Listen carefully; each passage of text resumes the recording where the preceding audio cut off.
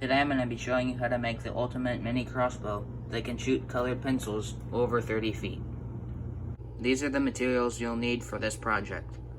A length of 550 cord or paracord, some 1x6 softwood, 5 1/8 inch by 1 inch wood screws, a 1/4 inch dowel, and some of this thin-walled PVC. Now let's get started. First step is to make the stock of the crossbow. Now it doesn't have to be too precise to what I have here, but I'll give you the measurements of mine. So the overall length is just over 1 foot, and I have a taper at the 6.5 inch mark, and that tapers up to a 3/4 inch at the end. And another important measurement that you're gonna need is the length of the draw. And this draws back to about 7.5 inches. And that's something that you're gonna need to have on yours. I've already traced out the original design onto the piece of 1x6, and now I'm gonna take it over to the bandsaw and cut it out. But you could use a handsaw just as well.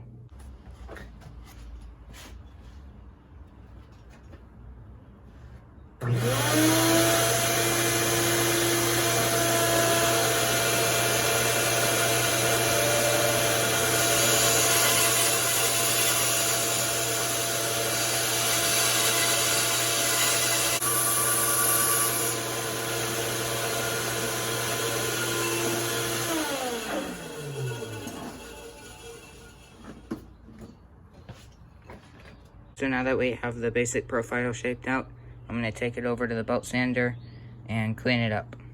Now that we have it sanded smooth, I'm going to take a file, and I've made the notch that the string will sit in just big enough so that I can file it out and make it smooth.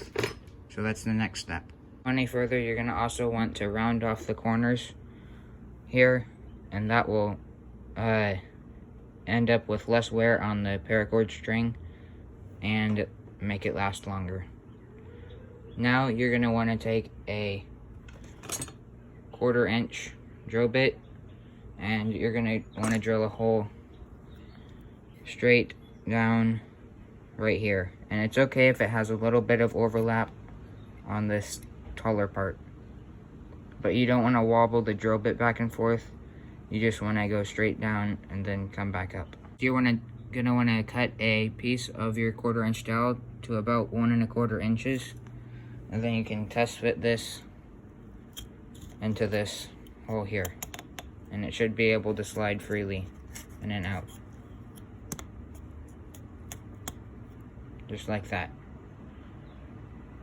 Next, you're gonna want to cut a 4 inch long piece of your thin-walled PVC piping. Then you're going to take it to a heat gun, and you're going to heat it up enough so that you can flatten it with a board, and it will cool completely flat.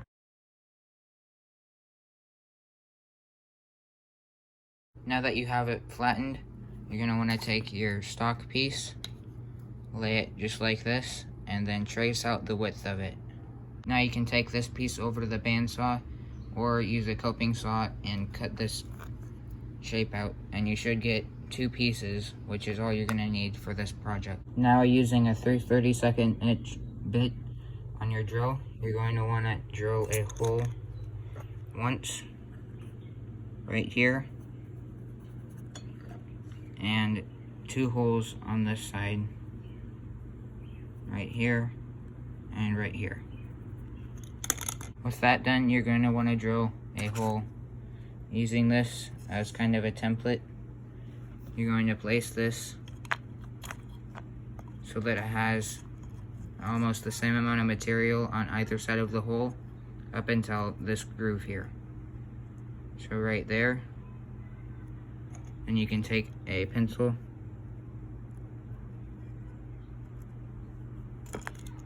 and where that pencil mark was, you're going to want to drill a hole, but not all the way through the board. And the same for the other side, but this time the side without the 2 holes in it. Oh, that's the wrong piece. Right here. You want the end of this piece to line up with the dowel rod that would come through. So that's where you're going to drill the holes on the bottom of the board. Now to connect these PVC pieces onto the stock, I'm actually using some slightly different screws. These have a flat head, and these will be better for the PVC. Next, you're going to want to flatten 1.5 feet of the thin-walled PVC using a heat gun, and if this stuff curves up, it's actually a better idea to only use one board to support it. And if this stuff curves up, it's actually a good thing. So if it does that, just let it, and then you can flatten it after it's done heating up. Some of the most important things you need to watch out for is making sure it's even. It's okay if it's not as flat in the center, but as long as it's even on both sides. And also that it's completely flat on both ends. Now you're going to drill a 1/4-inch hole on this side, about right here, and another one in the same place on the other side, and then 2 3/32-inch hole in the center here for the screws. Next, you're going to take your length of 550 cord or paracord and string the bow up. And you're going to want about 3 inches of brace height, so that means between the bow and the string in the center. And you can string this really easily just by tying a knot with the paracord and then stringing it through, wrapping it around a few times until you get it for 3 inches of brace height. I realized how I said to string the bow is kind of confusing, so this is what it looks like when it's strung up. So you have a knot on this side and another knot there, and it's just kind of like that. So that's pretty much it for this crossbow build. I ran into one issue. At the bottom here, I drilled the second screw a little too low and it started to chip out, so I'm just going to pour some wood glue into that crack and hopefully it will go away. And now it's time for the shooting demo. Now it's time for a test shot. So I've taken a pencil and cut the eraser off, and I'll see if an eraser makes any difference if you put it in front with a different one maybe. But here goes the first shot with a pencil as a bolt.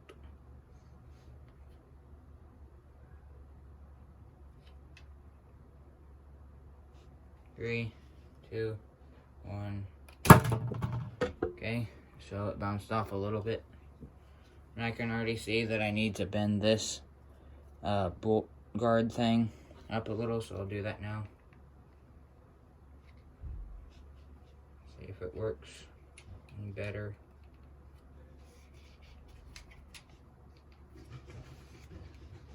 Trying to do this on camera is a challenge.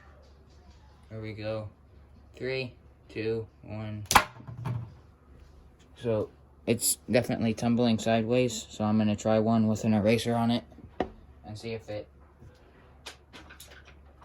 shoots any better.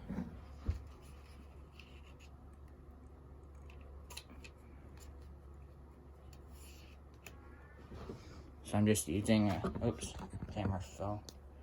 I'm just using a pencil like this. I have a notch in it for some reason. And we'll see how this shoots. 3, 2, 1. So it definitely bounced off, but it actually flew straighter than the other ones. So that's the mini crossbow, the ultimate weapon for mini warfare. I hope you guys enjoyed this video. If you did, please like and subscribe this video. Comment what you'd like to see next, and if you enjoyed this video. But until then, bye.